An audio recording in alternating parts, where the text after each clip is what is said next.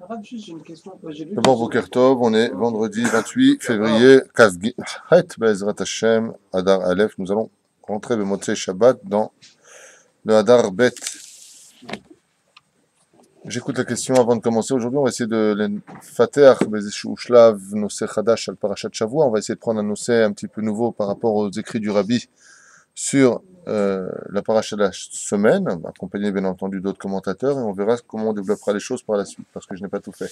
Je t'écoute, David. J'ai entendu, j'ai lu une halakha. Oui. Le Issour Shomer Negia, ça commence déjà sur une fille de 3 ans. C'est-à-dire, on ne pouvait pas toucher, genre comme ça, ou prendre une fille de 3 ans dans les bras ou quelque chose comme ça. C'est ça? Juste confirmation. Oui. D'accord. Tu as eu ta réponse? Ouais. Très bien. J'aimerais aussi dédier ce shiur pour M. Michael Ben Chitrit, pour son soutien, son amitié, et tous ceux qui nous soutiennent aussi, Jérôme Sanigou, Yves Dahan, Baruch Hashem, Nathalie Chiche. La liste est longue, Baruch Hashem. La liste est longue. Philippe, Ayakar, Kayat, וכן על זה הדרך. בשם השם נעשה ונצליח, ותכף נתחיל ההפגה בתפילין קודם הטלית. Qu'est-ce qui se passerait si un homme a sorti ses tefilines de son sac avant de sortir le talit? Aïm Yakdim l'anicham, est-ce qu'on mettrait les tefilines avant de mettre le talit? Vous savez que quand on a un talit dans un sac avec les tefilines, donc on a une sacoche de façon générale, il ne faut pas sortir les tefilines et mettre sur la table et ensuite sortir le talit. C'est une erreur de le faire, c'est un sujet marloquette. Ce qu'il faut faire absolument, c'est sortir le talit seulement.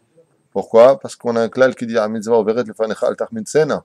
Une mitzvah qui passe devant toi ne la laisse pas pourrir. Donc si tu as sorti les tefilines, et de qui plus est, les tefilines, on sait qu'ils sont plus importants que le talit au niveau de la kedusha qu'il y a dedans. Talit c'est un, le tefilin c'est deux. Il y a beaucoup de choses à dire dans ce domaine.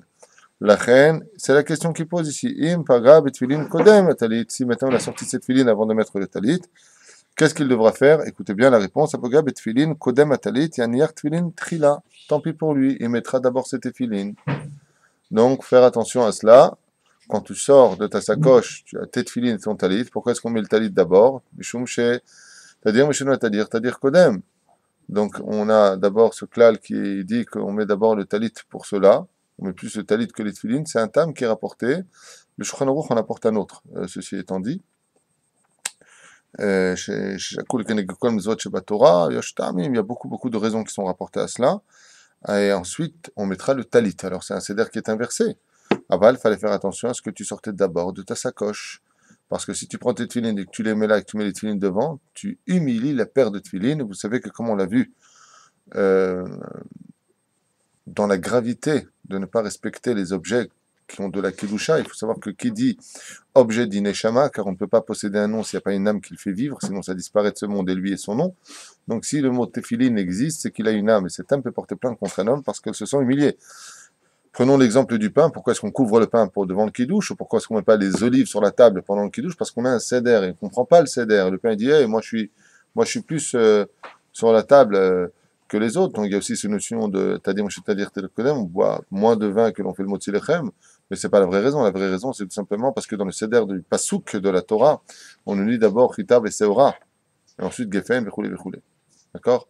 Donc on a un seder. On commence d'abord par ça. Alors comment tu peux faire le kidouche devant du pain alors qu'il a la primauté dessus? Alors pour ne pas l'humilier, on le couvre. Pour ne pas que le pain, dit la Gemara, se sente humilié. Comment tu fais passer du pain et s'humilie? Bémet, oui, oui. S'il y a le mot lechem, il a un nom, c'est qu'il a une âme. Et cet âme peut désorienter la vie d'un homme complètement parce qu'elle portera plainte. Donc c'est pourquoi je vous ai dit, tu ne feras pas semblant d'avoir oublié de style tu les as sortis, tu mets de côté, style j'ai pas vu. Pourquoi? Qui en ma'avirin à la mitzvot. On ne fait pas passer les mitzvot. Tu as la mitzvah qui est devant toi, tu la prends. Lachar anachatan et tatev betzitzit. Et seulement après avoir mis ses paires de tefilin, Baruch Hashem. Les Sfaradim, on a l'habitude de faire plusieurs minagim. Le meilleur qu'on a l'habitude de voir, Be'edut HaMizrach, c'est de mettre les tefilin, de dire la bracha debout. C'est pas une obligation, il faut le savoir, mais c'est mieux. Tu dis la bracha du bras debout, tu t'assois. Oui, debout. Ensuite, tu t'assois et tu mets les tefilin, Bezrat Hashem. Le premier ne compte pas, tu en comptes 7, tu t'arrêtes avant cet os-là. Et ensuite, tu mets celui de la tête, par contre, debout, Bezrat Hashem. Et ensuite, tu mettras sur le hama, ici présent. D'accord? Et surtout, ne pas les asiyah da'atechem, et je sais que je l'ai dit et redit, redit. Et je leur redirai, une fois qu'on a les tefilines sur la tête, ni on parle de Dibrichol, ni on regarde son téléphone, ni on parle au téléphone, c'est extrêmement grave. Il faut savoir que c'est extrêmement grave. Imaginez qu'un homme vous porte votre portefeuille, et dedans il y a toutes vos clés, vos cartes, vos machins, vos cartes d'identité. Comment c'est pour vous? C'est grave ou pas grave? Pourquoi c'est grave? Parce que d'abord c'est une galère, vous avez perdu quelque chose que vous aimez, de qui plus est, il va falloir faire la queue, réattendre. Bon, mais c'est pas moins grave que de parler avec des tefilines de chol. Donc si c'est pour quelque chose de très rapide qui te laisse constamment à un point que les chachamim nous disent que combien même tu fais les Alléluia, les 10 Alléluia que nous allons prononcer dans le Seder de la prière du matin, hein, les 10 Alléluia, même là-bas, il ne faut pas oublier que tu as les tefilines sur la tête parce que tu peux avoir l'impression de lire stam des tefilines comme la journée, mais c'est de la Torah pourtant. Alors imaginez que dans les bons sidurim, il y a marqué là-bas, tu te rappelles que tu as les tefilines, tu te rappelles que tu as les tefilines. Mais dans mon sidour, c'est pareil.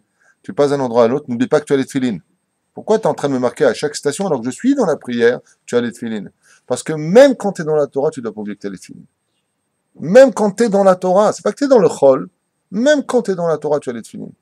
C'est pour ça que si un mari, par exemple, met les tefilines à la maison, si une femme écoute ce shiur, qu'elle sache que Bezrat Hashem, après avoir entendu ce qu'elle a entendu, elle ne dise rien à son mari quand il a les tefilines. Et si les enfants viennent par là, papa, on dit non, non, non, non. Papa, il a les tefilines, tu le laisses tranquille. Il doit être avec cette tefilines. Il a rendez-vous avec Hachem, en d'autres termes. Quand on a rendez-vous avec un banquier, on n'aime pas être dérangé. Et on ferait semblant en Bichlal de ne même pas avoir entendu le téléphone parce qu'on est en pleine discussion, ça se fait pas. Là, tu es avec le roi des rois, le roi des banquiers. Donc, en d'autres termes, tu as intérêt à te tenir à carreau. Aïm varchim à la talit katan, fait-on oui ou non, une grande marloquette, Mishnah Brura, il dit que si. Le fils de Rav Yosef dans l'Echa Brura, il dit que si aussi. Le Hilkot Yosef, il dit que non, basé sur Rabbi Omer. Donc, oui ou non? Voyons ici la réponse qui nous est donnée dans Alichot Olam du Rav Yosef. Shiur talit katan, Shevolatzet boye de chova, mizvat tzitzit ou tish'im veshisha cm. C'est-à-dire que si j'ouvre le talit katan, celui que nous mettons sur nous, d'accord, celui que l'on porte sous la chemise, c'est de ça dont je parle, Ken, doit faire minimum, pour qu'il soit cachère, du début à sa fin, si je l'ouvrais complètement, 96 cm. Al arba'a ou shmonim cm jusqu'à en largeur 84 cm. Des deux côtés. Pardon? Oui, bien sûr. Si tu as pété, tant qu'il s'agit des fils du talit katan qui sont à l'extérieur, c'est-à-dire que le tzitzit que tu as d'abord le trou là-haut où tu fais passer, oui, tes 8 fils, donc tu as 4 et 4, c'est ça qui le rend cachère ou pas dans l'absolu, c'est là-haut, c'est pas en bas.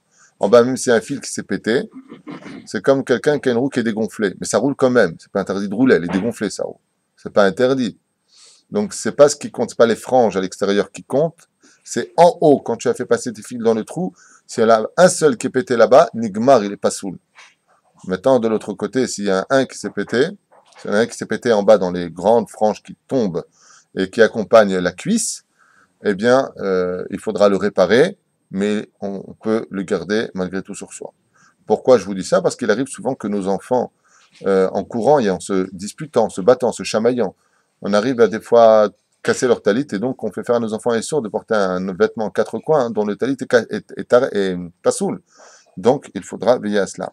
Les shur ze ou milvad anirkav shel bet atzavar, bien entendu, à part l'encolure dont on parle ici, mais comme lo levarech ala tel katan shelovesh baboker, comme c'est marqué là-bas. Donc oui ou non, ben, ici, par rapport au Rav Ovadia Yosef, chose que vous ne verrez pas chez les Ashkenazim par exemple, ou d'autres déotes, eh bien non.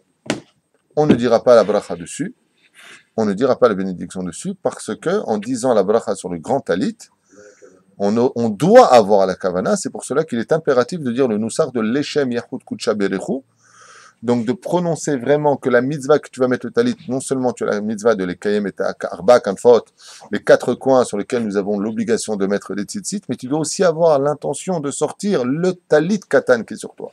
Et si ce n'était pas le cas, alors dans ce cas-là, tu devras faire la bracha sur le petit talit, car, comme l'enseigne la halacha, c'est ce que nous devons faire. Ça fait que brachot laquelle, c'est la réponse du Rav Ovadia Yosef. Quand il y a une marloquette à ce sujet-là, il mieux vaut, laisser tomber que de dire le nom d'Hachem dans une marloquette. La chen be'ezrat Hachem, n'oubliez surtout pas, vous qui portez, plutôt, si vous avez le srout de porter un vêtement qui vous porte dans les mitzvot, Comme un jour, on avait expliqué à propos du Chafetz Chaim alav shalom qui vit un charpentier en train de travailler sous la chaleur comme ça, et il travaillait torse nu. Il lui a dit, mais il est où ton talit katan? Il lui a dit, j'ai trop chaud.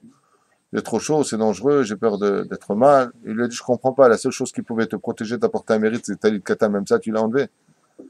Donc, n'oubliez pas, comme ça s'est passé ici quand on a reçu des missiles de Gaza, je ne sais pas si vous vous rappelez, mais il y a eu un événement incroyable qui s'est produit, c'est que tous les soldats, y compris les Russes, qui devaient rentrer à Gaza, 7000 soldats étaient donc mobilisés pour rentrer à Gaza, et ils ont tous demandé des talit katan comme Ephod Magen Ephod, quoi.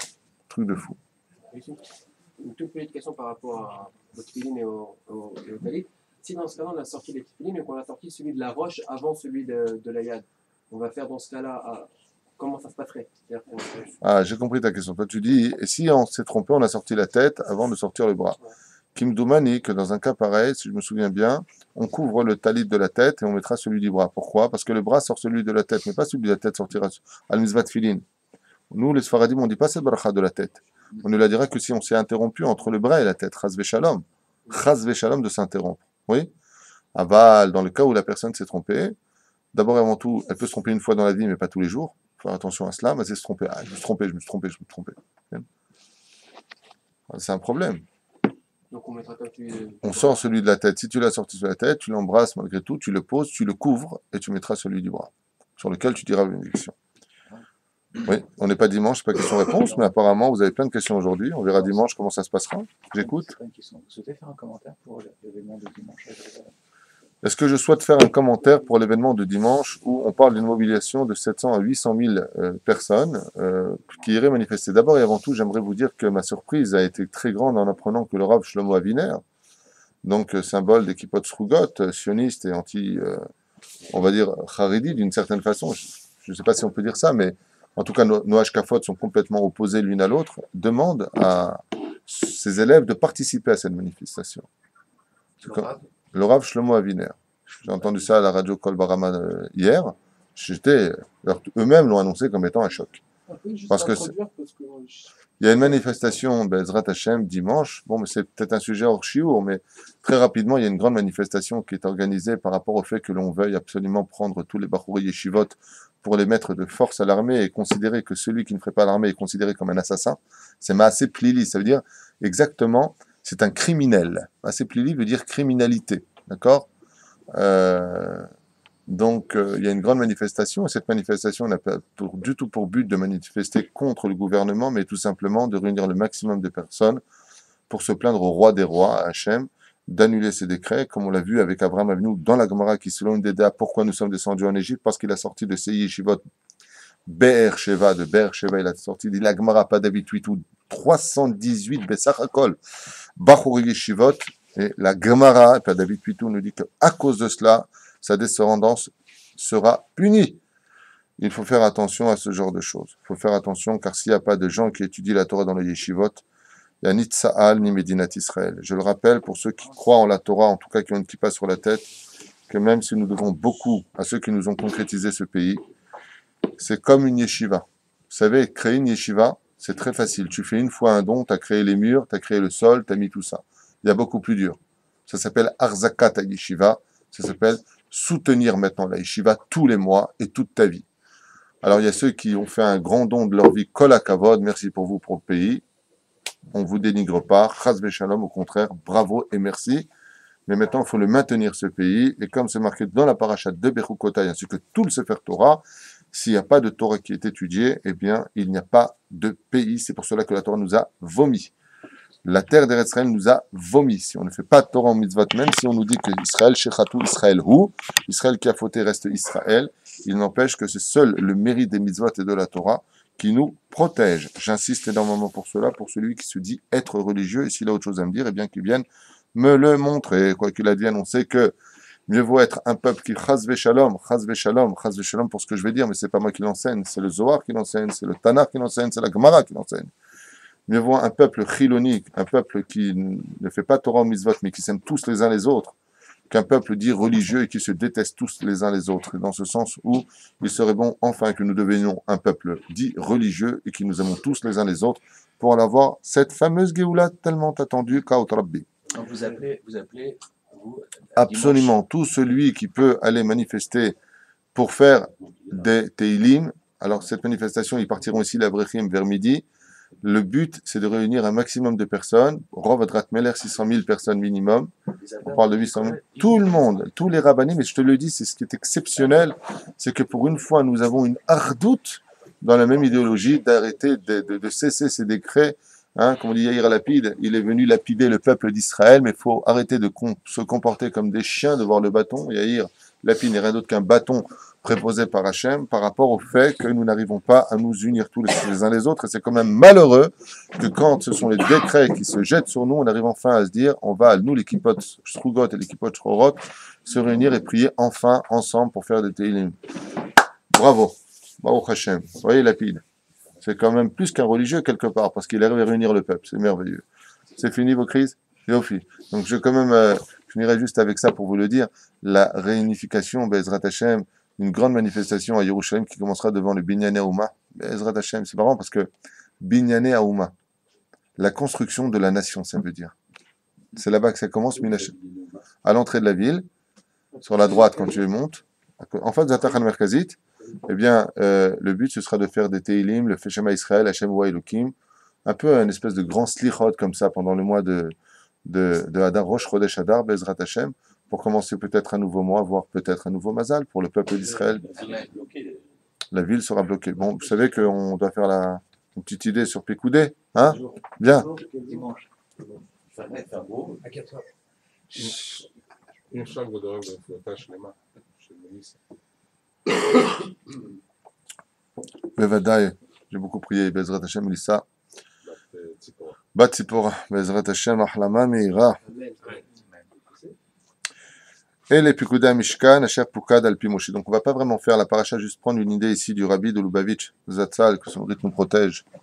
Et nous amène la Géoula. Amen, Amen, Amen. Bezrat Hashem. Paracha Pikuda, mais ça peut être à Torah. Alors ici, le Rabbi pose une question, Meod Ma'anienet. Il dit que cette paracha de Pikoudé nous rappelle exactement comment la Torah a estimé que les choses devaient être faites dans la signification des dons pour la construction du Mishkan, une fois de plus, comme nous l'avions déjà expliqué avant. Moshe Rabbeinu alav shalom be'atzmo et trumot hakesef. Donc, lui-même a reçu tout l'argent, et lui-même, Moshe Rabbeinu alav shalom, va compter cet argent. On avait expliqué la dernière fois que pourquoi Dafka Moshe devait compter l'argent, alors qu'on sait que quand tu comptes ton argent, tu peux y mettre la inara.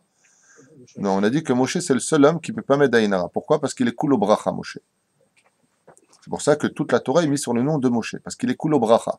Tout comme la Torah commence par la lettre Bet, parce qu'elle est la première lettre du mot bénédiction, Beracha, Moshe Rabbeinu est l'homme de la bénédiction, sur lequel l'Aïnara, en d'autres termes, n'a pas réellement d'emprise. Manechochet, Shindikablu, le Binyan Mishkan. Ok.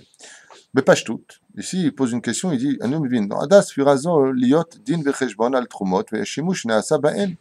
Moshe Rabbeinu alav shalom, bizarrement, en vient à donner des comptes précis de chaque shekel réunifié, parce que c'est machatzit shekel, donc de chaque shekel qui a été fait, dit le Rabbi, kedel asir chashad milev Israël.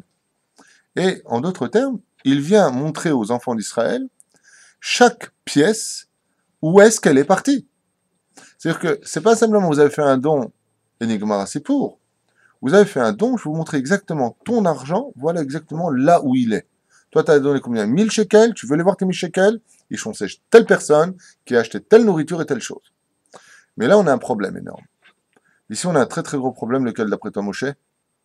Lequel tu sais pas. En mangeant ton pain au chocolat, tu me regardes et tu me dis, je sais pas. C'est selon la sainteté des gens, non? Hein? Donc, s'il était plus kadosh, la personne, son argent, il servait à des... Alors, regardez bien la suite. Oulam, regardez... Le Samech même, qu'est-ce qu'il y a? Le Samech même, il vient faire un petit truc sur Israël. En disant, regardez, cet argent, il vient, ok. Est-ce que cet argent, ce qu'ils ont fait avec Bémet, personne n'a pris de quoi que ce soit? Ça veut dire qu'à la construction, les Betzalel, les Kolele, ils ont construit. Le Samech même vient voir, est-ce que Bémet, quand ils ont construit, personne n'a mis de cet argent quelque chose pour eux? Et Chaz Veshalom, tout le Mishkan, il est foutu. Parce que s'il y a quelqu'un entre eux qui a construit et qui a voulu Chaz de Shalom, de prendre quelque chose, derrière pour lui, tout le Mishkan est foutu. Ça veut dire quoi de prendre pour lui? Quand tu dis, quand quelqu'un il a donné cet argent, il a voulu prendre quelque chose pour lui. Sois clair, en un mot, ça veut dire quoi? Mon cher Rabbeinu a compté, à Kol Beseder, cet argent va pour faire des kelim et le Mishkan. Qui c'est D'accord. qui construit? C'est des gens. Chachmelev. Est-ce que tous ces Chachmelev et Bémet, ils ont fait ça? Oui. Tu parles de Chaz de Shalom. détournement de fonds, c'est ça que tu veux dire. Est-ce que quelqu'un d'eux, il n'a pas pris quelque chose pour Ah, lui? tu parles de ceux qui ont fait le Mishkan. Ben, dis-moi, est-ce qu'il n'y aurait pas eu un détournement de fonds, tout simplement, depuis tout à Je l'heure? sais pas, moi, dire les gros mots. Alors, apprends ça, détournement de fonds. C'est-à-dire qu'il a détourné, au fond, les fonds. Tov, il m'a rendu chef depuis tout à l'heure. Non, je sais pas, moi, tout le monde. Ben, je sais pas. Ils ont tourné. Tu aurais pu faire de la politique, toi, tu sais. Parce que les Je politiciens, ils parlent pendant 3 heures, alors qu'en réalité, ça se résume en une phrase. Tov, Oulam Midrash me s'appelle chez Kacher, c'est pas mon cher Mounos, et voilà ce qui s'est passé. Le Midrash vient nous dire que quand Moshe Rabbeinu a donc pris tout l'argent et fait le décompte, et qu'il a recompté devant les enfants d'Israël, il en manque une? Non. Il en manquait exactement 1775. Elef, je vois me hot, shivim, vechamesh. Comme ça nous dit le Midrash. Et là, il y a un doute, il y a un problème. Shkalim. Velo yada ma sabahem. Et il n'a pas su. Qu'est-ce qu'il est cet oseille? Est-ce que je l'ai mis cet argent? Chasser. Yat'a bat kol ve'amra. Moshe Rabbeinu al Vashim lui a eu un coup de rhum. Oh, il dit la histoire. Qu'est-ce qu'il y a? Il manque de l'oseille. Elle est où? Elle est là. Pas une pièce. Il en manque une. Non. Il en manque 1775 pièces. Ce qui est quand même. Là, tu as fini ta crise. Tu as vraiment la folie des grandeurs, toi. ואת האלף ושבע מאות בחמישה בשבעים, עשה vave amoudim. Et voici qu'une bat-colle est sortie, il lui a dit, tu sais où est-ce qu'il est cet argent? Nachom, il y a les amoudim, les poteaux, Nachom, il y a les vavim, pour accrocher. Les 1775 pièces que tu demandes, où est-ce qu'elles sont? Vave amoudim, vav en hébreu, c'est les crochets. Les amoudim, ce sont des amoudim, des poteaux. Vave amoudim. Et Moshe Rabbeinu, il a oublié, bizarrement, que cet argent qu'il ne retrouvait pas dans les décomptes, ouais, eh bien, il l'avait fait avec tout simplement les crochets des amoudim du tabernacle. ובכך באה לידי ביטוי נאמנותו המוחלטת של משה רבנו, כפי שנאמר. Et là, on voit Moshe Rabbeinu alav hashalom dans sa splendeur, nous dit le Rabbi, lo chen avdi Moshe bechol beti neeman hu. Il n'y a pas plus fidèle de tous mes serviteurs que Moshe Rabbeinu. Mais moi, je pose cette question dans le sens contraire. Si Akadosh Baruch Hu, le roi des rois, dit au peuple entier, je ne parle pas d'un homme qui dit d'un autre homme, Moshe, je ne parle pas d'un homme qui dit d'un autre homme. Il y a une bat-kol qui dit que Moshe ben Messaoud, c'est l'homme le plus droit de la terre. D'accord? Est-ce que nous, on aurait le droit de penser une seule seconde que tu puisses détourner des fonds? Alors, c'est la question qu'on pose. Si Akadosh Baruch Hu, il est méride, que Moshe, c'est l'homme le plus droit de tous les hommes, comment nous, on peut l'archod ben Moshe Rabbeinu? Comment est-ce que dans ce cas-là, on pourrait se poser la question sur un homme aussi kadosh que lui? Mais le peuple a demandé avant que Kadosh Baruch Hu l'a témoigné. Qui a dit que c'était le peuple qui a demandé? C'est pas le peuple, c'est sa mère même qui a fait. Regardez la chute. Il y a ça parce que le comptage est long. Toujours ce que tu dis. Regardez d'abord l'idée du Rabbi, après vous pourrez penser. Remplissez-vous d'abord des pensées des grands pour pouvoir penser correctement ensuite. Nochar zot mitbakeshet hashela. Et donc le Rabbi ici lui-même pose la question et vous allez voir. Madwa ya bichlal sorer b'msirat din vecheshbon. Pourquoi est-ce que Moshe Rabbeinu, une fois qu'il a eu l'argent en tant que Rav du peuple d'Israël, de donner des comptes sur, sachez exactement ce qui s'est passé? Lama. Im HaKadosh Baruch Hu atzmo me'aid al Moshe. Voilà ma question. Moshe Rabbeinu asa me'atzmo. Moshe Rabbeinu, ele pikudei HaMishkan, asher pukad al pi Moshe. Al pi Moshe. Selon la parole de Moshe. Moshe a pris sur lui de le faire. Me'aid al Moshe Rabbeinu shini'el et terumot bene'emanut. Qu'il a été un homme qui a dirigé 100% les terumot à leur place. הייתה יכולה בת קול להשמיע מיד, ולא היה נזקק למסור את הדיווח. Et la question, et là elle est curieuse la question, elle est extraordinaire. Elle ne revient pas sur le peuple d'Israël, mais elle revient sur qui? Sur Akadosh Baruch Hu be'atzmo birvodo. Ah, non, ça va plus loin que ça. Moshe Rabbeinu, il a un doute. Il est pas bien. Il voit qu'il manque quand même 1775 pièces des terumotes qu'on lui a fait. Elle les manque, ces pièces, ok? Le rabbi pose une question ici importante. Il dit, mais la Bat-Kol, en quoi elle avait lieu d'être de lui dire où il les a mis? Il suffisait de dire, il n'y a pas plus Neyman que toi, Moshe, c'est tout. T'as pas bonne remarque, tu sais maintenant où ils sont. Mazanoten lecha. Il suffisait de dire, Moshe, t'es un homme droit, ne t'inquiète pas, t'es pas un voleur. Tu les as utilisés. Pourquoi donner l'adresse où ils sont? C'est la question qu'il pose. Comment il oublie déjà? C'est quoi oublier? Qui pose la question? Je vous rappelle que ce qui a fait la grandeur de Moshe Rabbeinu, c'est que c'était pas un mutant ni un ange. La grandeur de Moshe Rabbeinu, c'est que c'était un homme qui est devenu plus grand qu'un ange. Donc c'est un homme. Et si c'est un homme, il peut oublier. Manasseh. Haïta yechola bat-kol. Bon, écoutez, videz-vous de vous-même et écoutez ce que dit le rabbi, parce qu'à mon humble avis, il a déjà pensé tout ce que vous pouvez penser. Alors écoutez un petit peu à l'avance. Haïta yechola bat-kol hashmiya miyad. Et là, il dit plutôt encore que cela. Qu'est-ce qu'il a attendu que Moshe Rabbeinu alav hashalom soit rentré dans cette situation de panique? Il aurait pu lui dire directement, Niska Klimsor est à devoir. Il n'aurait pas donc eu besoin de savoir exactement que si on parle d'Evavé à Amoudim. C'est la question qu'il pose. Mais quand nous les médim, pourquoi donc Hachem il a fait cela? Pour nous enseigner. שאף שמטרתו הפשוטה של הדין וחשבון היא להציג לפני עם ישראל את סכום התרומות והשימוש ונעשה בהם, afin de montrer, donc vous avez compris à quoi ça sert, le din vecheshbon, de donner des comptes, oui, pour que les enfants d'Israël puissent avoir le compte rendu pour eux-mêmes, qu'aider la kol hashad, afin de retirer d'eux tout doute d'honnêteté, ce qui a d'ailleurs été le cas d'un grand juge du peuple d'Israël qui a supplié Hachem avec des larmes de sang de le nettoyer de tout chachad, c'était Shimshon Agibor. Et pourquoi? Parce que Shimshon, son son, oui, il a été aveuglé volontairement par les Plishtim, il a été donc attrapé par la suite, donné par ses frères, comme le disait l'Halakha, un sujet qu'on avait déjà étudié ensemble, et quand ils lui ont arraché les yeux, il était très très très malheureux. Pourquoi? Quand ils lui ont crevé les yeux, il était malheureux, parce qu'il a dit, mais étant donné que la Torah vient nous dire que Kesef Mesanver et Chachamim, que l'argent vient aveugler même les yeux des Chachamim, moi qui ai été un juge, qui ai jugé pendant toute ma vie le peuple d'Israël, si je perds mes yeux aujourd'hui, Mesanver et Chachamim, ça rend aveugle les yeux de celui qui est sage. Maintenant que je suis aveugle, qu'est-ce que vont penser de moi le peuple d'Israël? Que la punition que j'ai eue, vis-à-vis du fait que j'ai perdu ma vue, c'est parce que j'ai pris du chachad, ça veut dire que j'ai pris des dessous de table, et donc que je n'ai pas jugé le peuple avec équité. Et c'est là qu'est toute la peur de Shimshon Adanit. Ce grand sadique était Shimshon, incommensurable dans sa Torah et dans sa Gdusha, qui était nazir depuis mes bétanimo, depuis le ventre de sa mère. Il a eu cette peur quand on lui a arraché les yeux. Il a prié à Hachem, rends-moi ma force. Montre au peuple d'Israël que tu es encore avec moi, même si je n'ai plus mes yeux, parce que si je meurs faible, et dans cette situation de défaite, en quoi ça devenait une défaite? Il n'y a pas de défaite vis-à-vis d'Hachem. Mais ça veut dire que le peuple d'Israël dira de moi par la suite, s'il est mort comme ça, c'est qu'il y a une raison. Et si la raison c'est quoi? Voyons ce que dit la Torah. Kesef mesanver nechachamim. L'argent, ça vient aveugler même ceux qui sont dans la Torah. Alors s'il a perdu ses yeux, ça veut dire qu'apparemment il a pris des dessous de table. Et Moshe Rabbeinu alav shalom, il ne veut pas, même s'il n'a pas de problème de yeux, il n'y a rien pour lui.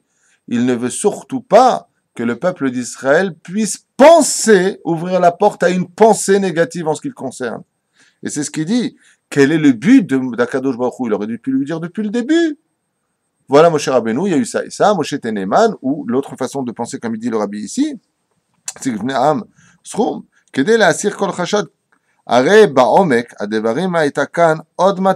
Donc apparemment la vraie matara, le vrai but d'Hachem d'avoir attendu que Moshe rentre dans cette situation de malaise, à savoir mais où sont ces 1775 pièces qui manquent? Et c'était quoi l'autre but? Mitzad ma'uto apnimit shel Mishkan. Et en réalité il se passe quelque chose de beaucoup plus grand que le fait que Moshe Rabbeinu soit rentré à l'intérieur de ses pensées en se disant il me manque des pièces, qu'est-ce que j'en ai fait? Écoutez bien la réponse. C'est un chidouche extraordinaire du rabbi que je n'avais jamais lu avant lui. Ça ne veut pas dire que ce n'est pas écrit ailleurs. Je n'ai pas tout lu. Hayat sorer chez Moshe Rabbeinu yesakem slicha et kol haterumot. Car en réalité, ce n'est pas réellement une question d'extérieur, oui, mais d'intérieur, non. Dans la pnimiout des choses, C'est petit 1, première explication, qu'il est bon que les Gabaïm, de Bet Knesiot et les Rabbanim donnent des comptes sur l'argent qui est donné. Bon, dans notre cas, à nous, à l'évêque, on puisse donner des comptes.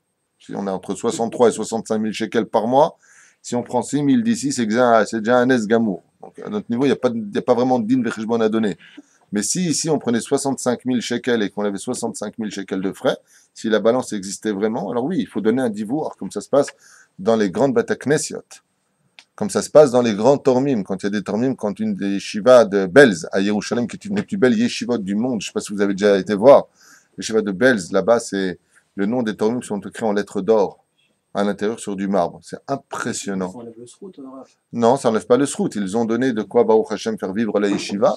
Eh bien, ils ont leur nom sur du marbre gravé en lettres peint. C'est creusé dedans et c'est peint avec de l'or. À l'intérieur, il faut. Je dis qu'ils le méritent, ces tormim. S'ils ont été capables de donner leur sang à la Torah, pourquoi ne pas avoir son nom sur terre en lettres d'or, même s'ils ne l'ont pas demandé. C'est l'initiative du Admour, du Rav, qui est à la tête de tout cela, qui a estimé que Akaratatov, elle existe. Ça fait du bien aussi de venir, même si ce n'est pas le but, on ne doit pas rechercher ça, c'est sûr. Mais c'est bien de venir comme ça, de voir que son père était un grand Torem. Tu passes à la yeshiva et tu vois ton père avec les lettres d'or, le fils qui a hérité. Alors, lui aussi, il va avoir son nom dans l'histoire. Et c'est placé très haut pour montrer que ce n'est pas dans ce monde que tu auras vraiment ton nom, mais dans le monde d'en haut. Pourquoi pas Akaratatov. Quelqu'un vient demain, Bezrat Hashem, nous soutient, le croit, nous dit voilà, Rav Tuitou, maintenant je vous fais votre yeshiva, votre mikvé. Tu crois que je ne vais pas lui faire une grande plaque? Il va rien me demander. Mais je fais plus pour nous que pour lui, pour ne pas oublier que cet homme-là est le pilier de toute notre histoire. On ne doit pas oublier les gens. La preuve en est, quand mon cher Rabbeinu Alav Shalom veut sauver le peuple d'Israël, qu'est-ce qu'il demande de retirer de la Torah? Il aurait pu dire à Dieu, retire le nom d'un tel, retire le nom Mitzraïm, retire le nom du veau d'or de la Torah. C'est le pilier d'une histoire, c'est le nom de l'homme. C'est pour ça que toutes les nations du monde se sont battues pour leur nom. Et les Shemot, voici les noms des enfants d'Israël. Quand il y a un nom, c'est qu'il y a la vie. S'il n'y a plus de nom, il n'y a plus de vie. Donc gardons son nom. Alors le Rabbi ici nous ouvre une dimension, une porte nouvelle à ce verset-là, qui Béhémet est un moussar eskel extraordinaire, vous allez voir. On a dit que ici, donc d'extérieur, il est bon de savoir où va son argent, même si au niveau de la mitzvah, j'imagine des gens dire, mais je ne comprends pas, quand on fait une trouma, on doit savoir où va l'argent, on ne veut pas savoir, c'est un niveau plus élevé que de savoir où va son argent. Ça n'a rien à voir avec ce que nous sommes en train d'étudier. Nous parlons par exemple, moi je me souviens que quand quand Dieu nous a permis de créer cet endroit-là, j'en ai parlé ça la semaine dernière, quand ma mère était là au Chiour, non, mardi c'était. Toutes ces chaises ici présentes ont été achetées par ma maman. Je suis parti la voir, je dis voilà, j'ai besoin de 10 000 shekels, c'est 9 000 et quelques shekels pour acheter des chaises, il m'en faut 130 à peu près, c'est ce que ça coûtait à l'époque. Top. Ma mère est venue ici, elle me dit, sur son fauteuil, elle me dit, en parlant avec elle, je ne sais pas qui a dit à quoi, mais c'est sorti que voici l'argent que tu as dépensé, voilà, elles sont là, tu les vois devant toi, les chaises sont ici. Alors ma mère, elle ne va pas me demander à son fils, quoi, où elles sont l'argent que je t'ai donné, chazvé shalom. Ah ben, il est bon de voir, c'est pareil, j'ai un ami, Jacques Ayakar, il a fait une trouma pour ses grands-parents, je crois. Alors, il devait acheter tout le Talmud en bleu, là, le Orchenstein. Alors, quand il est venu nous voir, je lui ai dit, viens voir. Voilà le Talmud. Rouvre, dedans, tu trouveras le nom de tes grands-parents. Si la personne ne le demande pas, au fond de lui, il aime bien savoir. C'est ce qu'il est en train d'expliquer, en fait, quoi. La personne, elle ne Alors, demandera pas. alors, même si la personne ne demande rien, il est du devoir, quand on parle de troumot importantes, on parle de troumotes qui sont importantes. Ici, on parle quand même de millions. On ne parle pas de petites choses. Alors, c'est vrai qu'il dit Mea, qu'il dit Pruta. Je suis d'accord. Mais il est bon, quand, par exemple, chez nous, à la Yeshiva de Yerushalayim, là-bas, il y a de très, très, très grosses troumotes qui ont lieu. Alors, à la fin de l'année, les 3 Gabaïm qui sont responsables de cet empire où il y a 4 étages, donc Kolel, plus, eh bien, il y a une lettre toutes les fins d'année. Combien de troumotes ont été faits sur toute l'année? Combien ont été dépensés pour l'électricité sur toute l'année? Les payes de tous les Avrachim sur toute l'année, ce qui fait que quand tu vois le parallèle, il n'y a pas photo qu'il n'y a pas eu de vol. Parce que sinon, c'est pas possible, on crée quelque chose. Donc, il y a un divorce. Maintenant, ce divorce, je te dis la vérité, pratiquement, personne ne le regarde. Mais ça fait du bien de savoir qu'il y a une feuille qui donne des comptes là-bas. C'est-à-dire que inconsciemment, voire même consciemment, étant donné que on voit qu'ils n'ont pas peur de donner des comptes, on est quand même dans une synagogue, il y a quand même Hachem, faut avoir. Tu vois des chiffres, tu vois d'autres chiffres, tu dis ah Baruch Hachem. Malgré tout. Alors ça, c'est le pshat des choses. Le rabbi ne veut pas s'arrêter à cela du tout. Il veut aller à l'intérieur de cela. Et qu'est-ce qu'il veut nous dire le rabbi? Alors on avait commencé à le dire ici. Il dit Hayat Tzorer chez Moshe Rabbeinu yesakem et kol haterumot. Il y avait d'une importance capitale que ce soit Moshe Rabbeinu qui fasse un sikoum, c'est-à-dire une finalité de toutes les terumot. Je traduis ça dans un langage plus clair.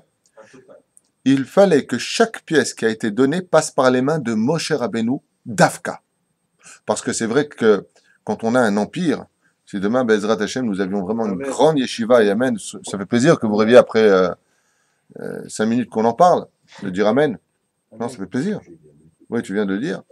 Il est évident que là, on aura 3 gabaïm avec des élections. Pourquoi? Avec un beau chapeau. Pourquoi? Parce que là, ce sera chacun. Il y en a un qui va s'occuper du mikvé, il y en a un qui va s'occuper de la synagogue, il y en a un qui va s'occuper de.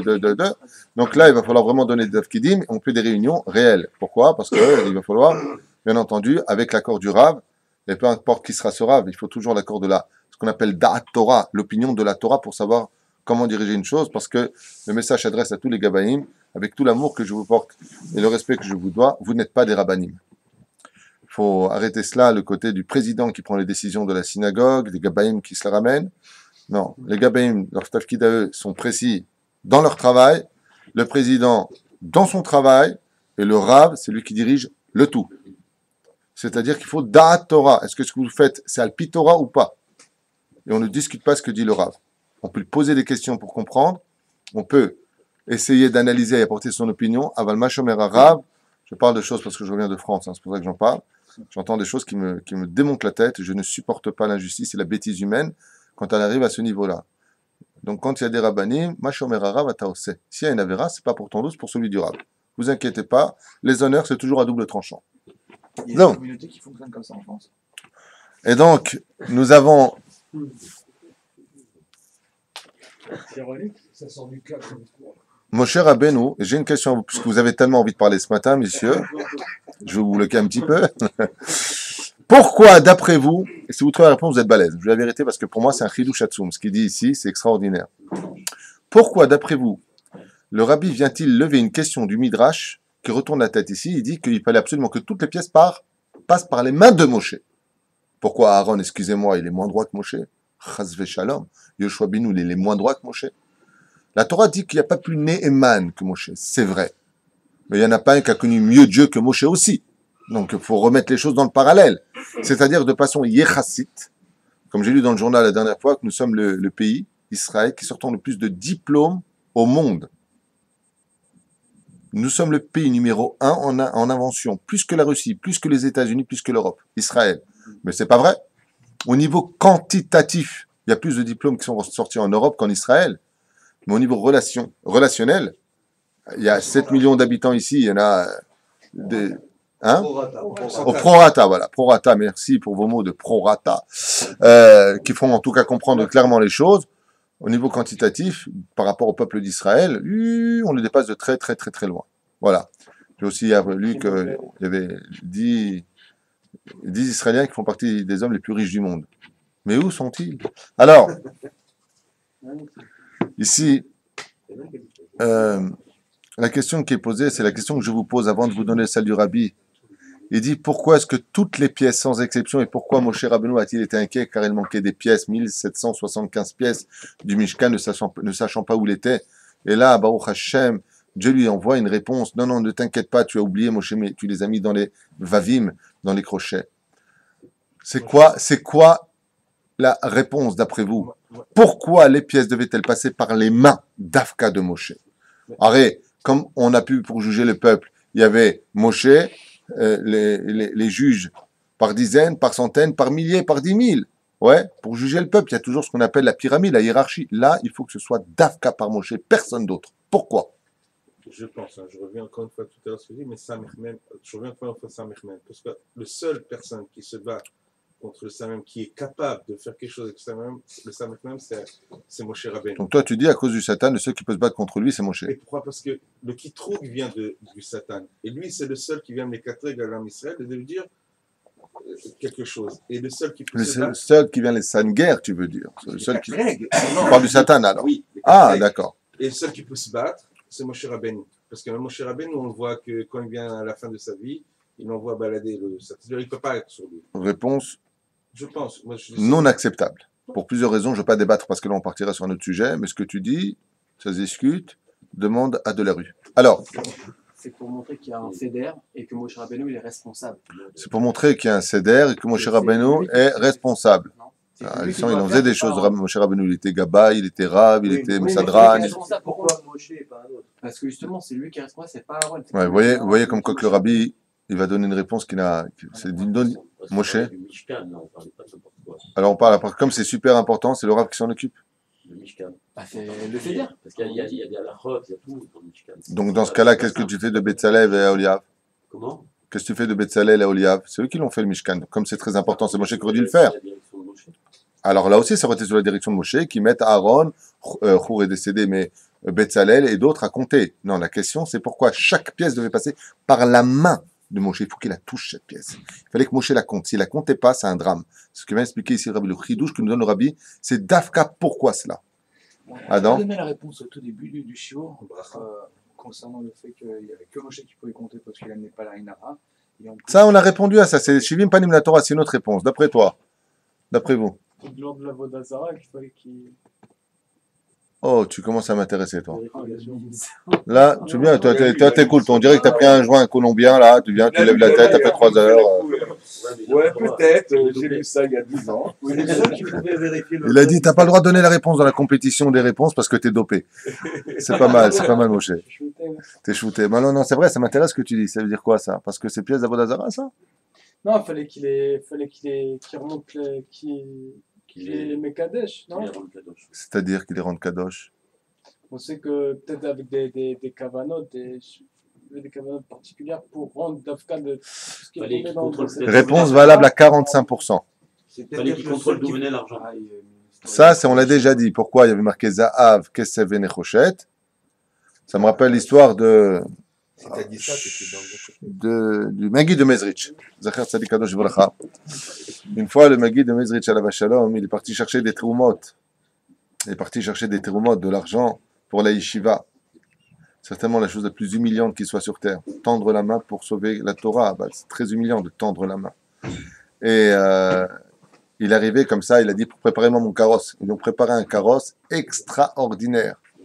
Un carrosse, mais comme tu dirais une Rolls Royce aujourd'hui. Magnifique.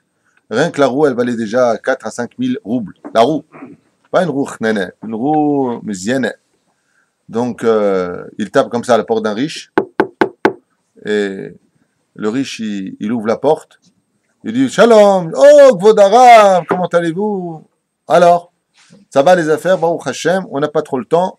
Je viens vous donner le mérite de faire, Baruch Hashem, de la tzedaka pour sauver la yeshiva. Je vous donne la route. Le riche, il regarde par la fenêtre, il regarde le carrosse du Rav, il lui dit mais vous avez le même carrosse que moi, vous. Comment vous faites une chose pareille? Expliquez, bon, il y a deux stratégies. Quand tu viens avec une voiture comme celle de Colombo, le mec, tu prends 100 €, tu es déjà content, tu te la fermes. Regarde ta voiture, regarde ta tronche, tu ne peux pas aller loin. Mais quand tu es avec une Mercedes demander des Trumot, tu es obligé de rajouter encore un zéro à côté du 100 €. Pourquoi? Si je fais une Trouma, c'est une Trouma. Donc ça, c'est le côté extérieur. Mais le Rav lui a répondu quelque chose de beaucoup plus grand que cela. Il lui a dit, si je me souviens bien, c'est Magui de Mezrich, à la Shalom. Si je me souviens bien, c'est lui. Si c'est pas lui, je m'excuse. Il me semble que c'est lui.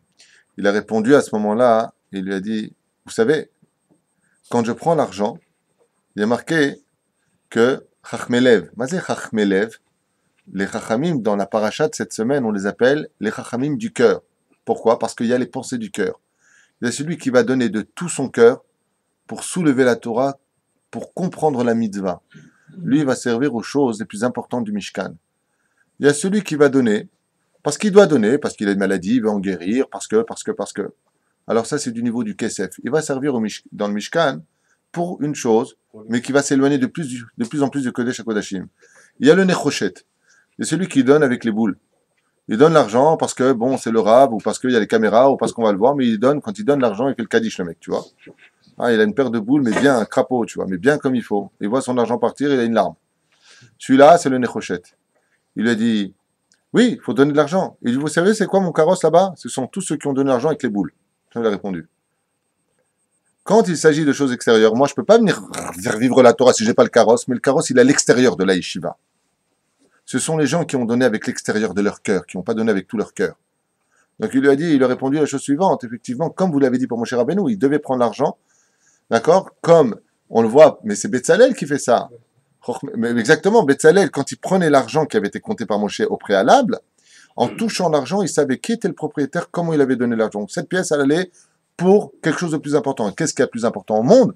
Ce qui se rapproche le plus du Kodesh à Kodashim. Donc quand il prenait une pièce, par exemple, Betzalel, il savait lire les pensées du cœur en touchant l'argent.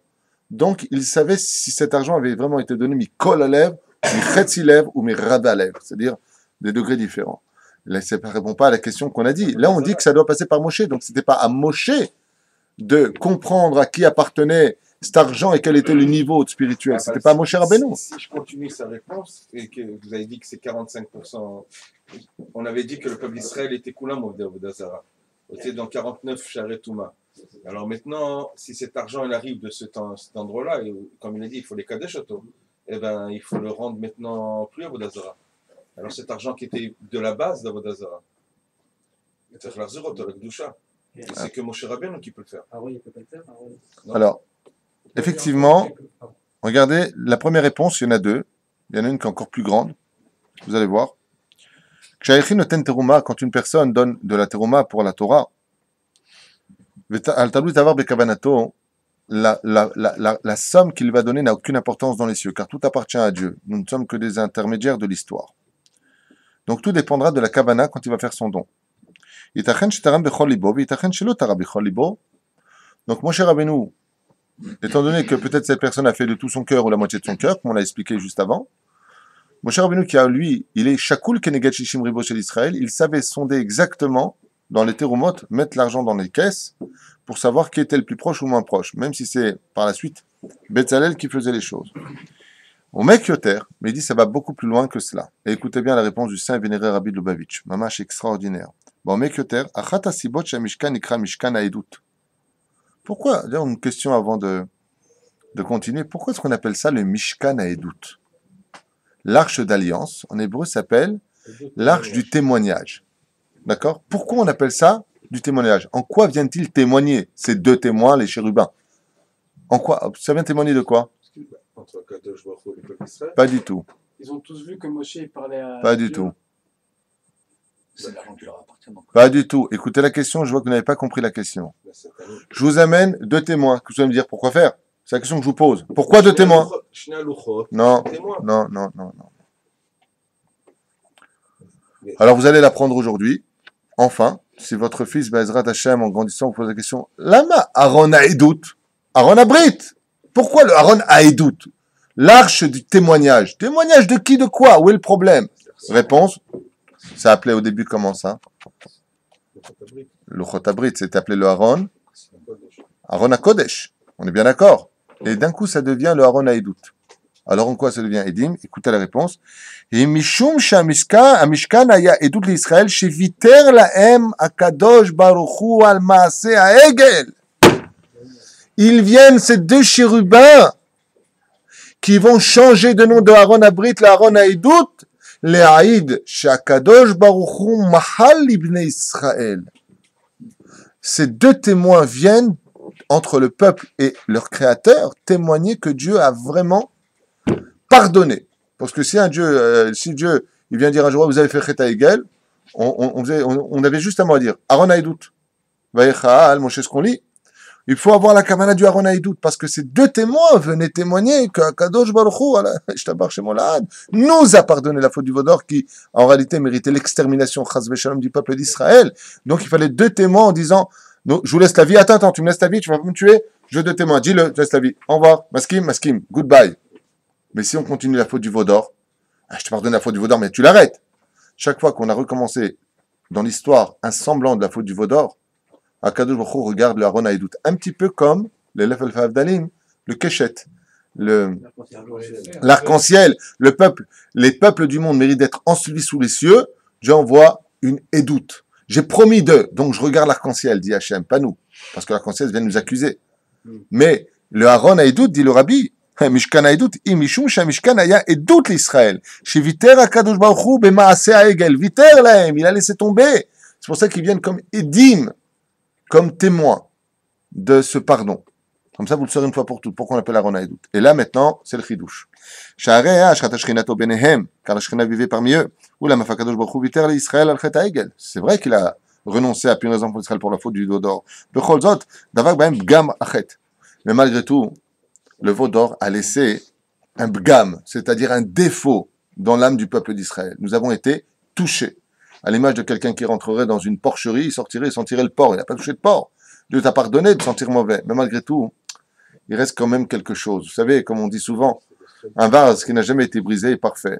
Un vase brisé, même s'il est recollé, ça laisse des cicatrices. Il y avait des cicatrices sur le peuple d'Israël de la faute du veau d'or.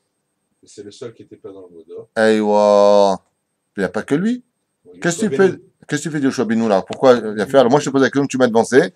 Qu'est-ce que tu fais de Yoshua Bin Nun qui était entre le bas et justement la montagne? Il attendait Moshe au pied de la montagne, donc éloigné malgré tout du veau d'or. Et les Lévim? Ah alors, pourquoi pas les Lévim? Ils étaient quand même témoins. Ils étaient témoins de quoi? Ils ont vu ça. Ça veut dire Et alors? Ils n'ont pas participé, on a dit. Ils étaient là. Donc Ils il étaient était là. pas boum. Moshe Vous Rabbeinu, n'avez rien fait pour arrêter. Bravo, tiens, ils ont rien bravo, fait, ils étaient témoins. bravo. Stéphanouche, kol hakavod. Tu viens de donner la réponse. Écoute la réponse du Rabbi, comme quoi tu peux vivre à Brooklyn toi aussi maintenant, ça y est, avec ta réponse. וכל זאת דבק בהם גם, קצתם חטאו בפועל, קצתם בכך לא מחו כנדרש. Et ceux même qui n'avaient rien fait comme les Lévi'im et Yoshua bin Nun, eux aussi sont empreints d'une espèce de toum'a du veau d'or. Pourquoi? Bekatouv. Bekar shelo machu kanidrash. Ils n'ont rien fait pour empêcher la faute du veau d'or. Ils les ont tués. Il fallait se battre. On a expliqué pourquoi est-ce qu'Amalek, on sort en guerre contre lui, parce que dès qu'on touche à la spiritualité du peuple, il faut sortir les armes et se battre vraiment. On l'avait dit, je sais pas, ça fait... Pardon? Excusez-moi, ça me battait un petit peu ce qu'on avait étudié, parce qu'on disait que finalement le veau d'or, c'était pas vraiment ce qu'il voulait. Il voulait toujours... Le méchané. Oui, mais dans ce cas, pourquoi Aaron il a dit oui à la fin par rapport à ça, parce que c'était pas tellement... On a déjà expliqué cela, parce que Chour était décédé, c'était le prophète, et que il voulait gagner du temps. De quoi? Par rapport au jour de maintenant, il aurait dû se battre. Oui. Et non, il ne peut pas se battre, Aaron. On a expliqué pourquoi. Oui, d'accord. Il n'y aurait pas eu de tchouva pour le peuple d'Israël s'il s'était battu, Aaron. Aaron n'avait pas le choix. Aaron, il a été pris de son libre arbitre. C'est-à-dire qu'Aaron, s'il n'avait pas agi comme il l'a fait, il aurait été fini. On avait expliqué qu'Aaron a fait un kiddush Hashem en faisant le veau d'or en plus. En montrant aux nations du monde la pensée de ceux qui voulaient faire le veau d'or, qui n'auraient pas lu les pensées et qui n'auraient pas compris pourquoi le peuple est puni. Donc il a concrétisé. On avait expliqué cela la dernière fois. Mais Aaron, ici présent, il n'a pas le choix, car si Chaz Hashem, il l'aurait tué, donc on avait dit que si on tuait le Kohen Gadol et le prophète d'Israël le même jour, En Kuma Klal Israël, n'existe plus de porte de Teshuvah possible, donc c'était l'extermination du peuple. Donc mieux vaut rester vivant et prendre sur soi la Vera que de tuer le peuple d'Israël. D'accord? Bon, il y a plusieurs raisons, et ça c'est 2 raisons sur 600 000, donc on a le temps, tu vois. À Yachid, par contre, il n'y en a qu'un seul. Écoutez bien. Chez Ayachid, donc il n'a pas fauté la faute du veau d'or du tout, et on ne peut pas dire qu'il a eu la moindre empreinte. Pourquoi? Ni il a participé, ni il était là pour le voir, ni il a pu l'empêcher parce qu'il était trop loin. Donc il était carrément dans un monde où on ne peut rien lui reprocher vis-à-vis du veau d'or. Boklal, Aya Moshe Rabbeinu, le seul du peuple d'Israël sur lequel on ne peut pas du tout les shayech, c'est-à-dire rapporter la moindre accusation, c'est Moshe Rabbeinu. Ou Aya Az Be'ar Sinai. Parce qu'il était en haut du Sinaï. Et on sait que le Mishkan, ici présent, on avait expliqué pourquoi dans les 2 parachutes d'avant, on nous a parlé du Mishkan, et qu'on nous reparle avec les 2 personnages, Oliav et Betzalel, de la tribu de Yehuda et de la tribu de Dan, et pourquoi on nous reparle maintenant du Mishkan. On avait expliqué que la faute du veau d'or est venue scinder entre les 2 parachutes précédentes et les 2 parachutes qui suivraient. Vous vous rappelez? On revient sur les mêmes, le cœur on en a parlé, on en reparle ici, les Hamoudim on en a parlé, on en reparle ici. Pourquoi tu as besoin de... C'est avant la faute et après la faute. On a expliqué ces 2 dimensions extrêmement importantes, où au début on parlait du Mishkan, après du Shabbat Kodesh, maintenant on parle du Shabbat Kodesh, qui vient faire la kapara, le Shabbat Kodesh de quoi? De Kalavera, de l'Avodah Zara. C'est celui qui n'est pas Shomer Shabbat, qu'il sache. C'est pas de moi, c'est marqué dans les livres. Ki ilu oved Avodah Zara. C'est un enseignement de Rechav. La première fois que j'ai eu ça, je l'ai pas lu dans la Gemara, j'ai lu de Baba Saleh. C'est Baba Saleh qui avait enseigné ça. Celui qui n'est pas Shomer Shabbat, qu'il sache que ce qu'il est et ce qu'il fait, c'est de l'Avodah Zara. Parce que justement, le Aaron Haïdout, vient témoigner que Dieu nous a pardonné notre avodah zara. Pourquoi on se lève le vendredi soir comme des témoins à table? Donc on vient témoigner que Dieu est créateur du monde. Mais si tu es Mechalel Shabbat, tu témoignes en fin de compte que Dieu n'est pas le créateur du monde. Donc tu suis ton Yetzera, donc tu travailles pour qui? Ton Yetzera, Ata Oved Avodah Zara. Ton Ra qui est en toi. Bien. Donc le seul d'un peuple entier qui n'a aucun rapport avec la faute du Vaudor, c'est Moshe Rabbeinu alav shalom. Afilou lo biprinat yesh beyado limchot. Comme on l'a dit tout à l'heure, même tu peux même pas lui reprocher de pourquoi t'as pas empêché le peuple d'Israël comme l'a dit Stéphane. Lachen kshehu kibel et atrumot shel kol Israël umascham le'asiat hamishkan. Et c'est pour cela que quand tout l'argent a été donné, alors tu m'as dit tout à l'heure Maim Betzalel, Maoliav, mais ils étaient là pendant la faute du Vaudor, eux. Ouais, ils étaient présents, un de la tribu de Yehuda, un de la tribu de Dan. Mais ils avaient quand même chez eux un kétem de Vaudor. Pourquoi? Pourquoi ils ne se sont pas battus pour empêcher? Pourquoi ils ne sont pas partis manifester? En d'autres termes, dimanche, si je peux me permettre l'expression, pour montrer que vraiment ils en ont marre de cette situation. Zo haïta nitna she'en bashum revav shel chet ha'egel. Lachen afilu lo kapara al chet. Lachen dafka Moshe haya yachol leached. Écoutez bien, et kol aterumot le nerset tzibur la mishkan la kadosh baruch hu kan lemata. Et c'est pour cela que chaque pièce devait passer dans les mains de Moshe Rabbeinu. Et donc, si Dieu lui aurait dit, tu es un homme Ne'eman, tu es un homme, t'es droit, Moshe, qu'est-ce que tu te prends la tête? Mais c'est pas là qu'est le problème. Est-ce que je les ai touchées, ces pièces? Est-ce que je les ai comptées dans mes mains? Parce que mes mains, quand un homme est tzadik gamour, même ce qui est empreint d'une toum'a ou d'un semblant de toum'a, d'impureté, quand ça passait dans ses mains, il le rendait automatiquement kadosh. En d'autres termes, Moshe Rabbeinu retirait les épines spirituelles de chaque pièce. Parce que c'était le seul de tout un peuple entier qui n'avait pas fait la faute du Vaudor et desquels on ne pouvait absolument rapporter aucun rapport avec la faute du Vaudor. Et c'est pour cela que le Midrash vient nous dire combien Moshe Rabbeinu était inquiet, non pas de sa droiture, simplement comme l'extériorité, le Pshat aurait voulu nous le faire comprendre, non pas parce que c'est un voleur ou que c'est quelqu'un de malhonnête, mais uniquement parce qu'il y avait beaucoup plus grand, dit le Rabbi Lubavitch, c'était de rendre chacun de ces dollars Tahor. Il fallait que ces dollars qui avaient été gagnés peut-être par des gens qui n'étaient pas Shomer Shabbat, peut-être que cet argent, dollar Gematria Amalek, comme vous le savez, le Rabbi lui-même, comme Moshe Rabbeinu, prenait chaque shtar, chaque billet dans sa main et il le rendait Tahor. Il lui donnait une notion où il n'y avait aucune faute qui était sur lui, comme on le voit ici présent dans cette paracha extraordinaire que nous rapporte le Rabbi. Pour Betzalel, c'est que c'est simple pourquoi il était Chachma. Je pense, hein, comme Akadosh Baruch Hu témoigne, il avait que 13 ans quand il a mis. Ça veut dire qu'il devait être avant 13 ans avant la faute. Alors il n'est pas compté dans les cieux. Ça veut dire non, c'est tout de suite après ça. Il n'y a pas 13 ans, pas 13 ans. Non, c'est marqué que Chacham Lev, c'était Betzalel Natanlo. Et c'est marqué, la Torah dit qu'il avait 13 ans quand il a donné. Et c'est marqué qu'il avait 12 ans quand il y a la faute du Vaudor? Non, mais ça veut dire que la faute, quand il a donné, commence à faire le Mishkan. Le Mishkan, il n'y avait pas encore la faute. La faute d'or, elle était faite déjà. Ça veut dire avant. D'accord, mais ça ne répond pas à la question. Là, ce que tu dis, c'est une supposition. Je suppose, je dis. Ah, dis-moi ça, parce que tu l'annonces, non. J'ai dit Midati. Ah, non, je n'ai pas entendu ça. Je dis que comme il avait moins de 13 ans, alors il n'était pas compté comme quelqu'un qui a fauté. C'est pour ça qu'il pouvait toucher l'or et le construire, le Mishkan. Mais dans ce cas, il y en avait plein qui n'avaient pas fauté. C'est pour ça qu'il a mis Chacham Lev à 13 ans, mais pas avant. C'est le petit-fils de Chou. On verra la suite pourquoi est-ce que Moshe Rabbeinu ne bénit par la suite non pas tout le peuple d'Israël mais que les Chachmei Lev.